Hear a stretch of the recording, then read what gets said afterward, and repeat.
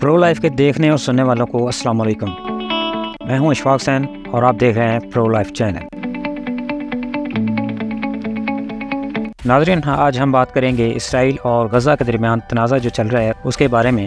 ناظرین، اسرائیل اور غزہ کے درمیان تنازع 10ویں دن میں داخل ہو رہا ہے۔ یہ ایک اہم پیش رفت ہے۔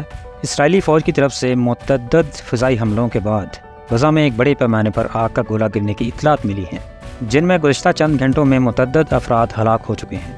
ایران نے اسرائیل کو خبردار کیا ہے کہ اگر وہ فلسطینیوں کے خلاف جارحیت ختم کرنے میں ناکام رہا تو وہ مزید آگے بڑھے گا۔ نیم سرکاری خبر کے مطابق اس کے وزیر خارجہ نے کہا ہے کہ خطے کے دیگر جماعتیں کارروائیاں کرنے کے لیے تیار ہیں۔ متوقع اسرائیلی زمینی اور فضائی حملوں سے تنگ غریب غزہ کی پٹی میں بے مثال مصائب کا خدشہ پیدا کر دیا ہے، جو دنیا کے سب سے زیادہ پرہجوم مقامات میں سے ایک ہے۔ آگے ہم بات کریں گے انسانی اثرات پر۔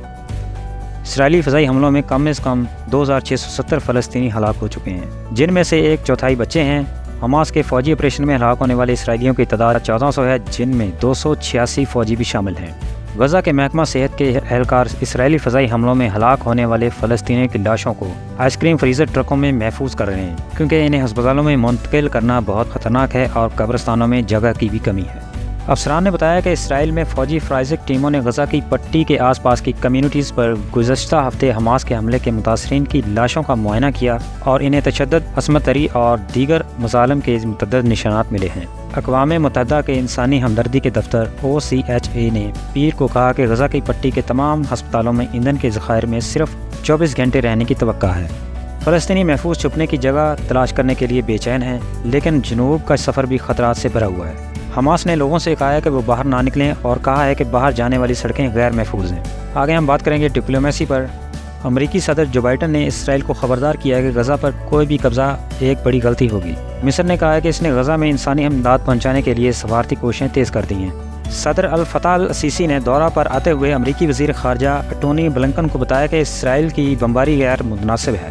محکمہ خارجہ کے ایک سینئر اہلکار نے کہا کہ بلنکن پیر کو اسرائیل واپس آئیں گے اور اس نے مشرق وسطیٰ کی شٹر ڈپلومیسی میں ایک دن کی توسیع کی ہے۔ وہ جمعرات کو اسرائیل پہنچے تھے اور اس کے بعد 6 عرب ممالک کا دورہ کر چکے ہیں۔ اسرائیل نے اعلان کیا ہے کہ وہ حماس کے ساتھ جنگ پر صدر گسٹاو پیٹرو کے تبصرے کے بعد کولمبیا کو سیکیورٹی برآمدات سے روک رہا ہے۔ اسرائیلی وزیر دفاع یوو گیلنٹ کے جانوروں کے خلاف لڑائی میں غزہ کے مکمل محاصرے کے اعلان پر تبصرہ کرتے ہوئے پیٹرو نے کہا، یہودیوں کے بارے میں نازیوں نے یہی کہا تھا۔ وینزویلا کے صدر نکولس مادورو نے کہا کہ انہوں نے غزہ کی صورتحال کے بارے میں فلسطینی اتھارٹی کے صدر محمود عباس سے فون پر بات کی اور مقامی آبادی کی مدد کے لیے انسانی امداد کی راہداری کے قیام پر زور دیا۔ ناظرین، آگے بات کریں گے کاروبار اور معیشت پر۔ بینک آف اسرائیل کے گورنر امیر یارون نے کہا کہ جنگ کا اثر اسرائیل کے بجٹ پر پڑے گا، لیکن یہ قابل انتظام رہے گا کیونکہ یہ ٹھوس مالی پوزیشن کے ساتھ تنازع میں داخل ہوا ہے۔ انہوں نے G30 کے ایک پینل یعنی اعلیٰ سطح کے ماہرین اقتصادیات اور پالیسی سازوں کے ایک گروپ کو بتایا کہ بجٹ کس طرح متاثر ہو سکتا ہے۔ اس کے بارے میں صحیح اعداد و شمار بتانا مشکل ہے۔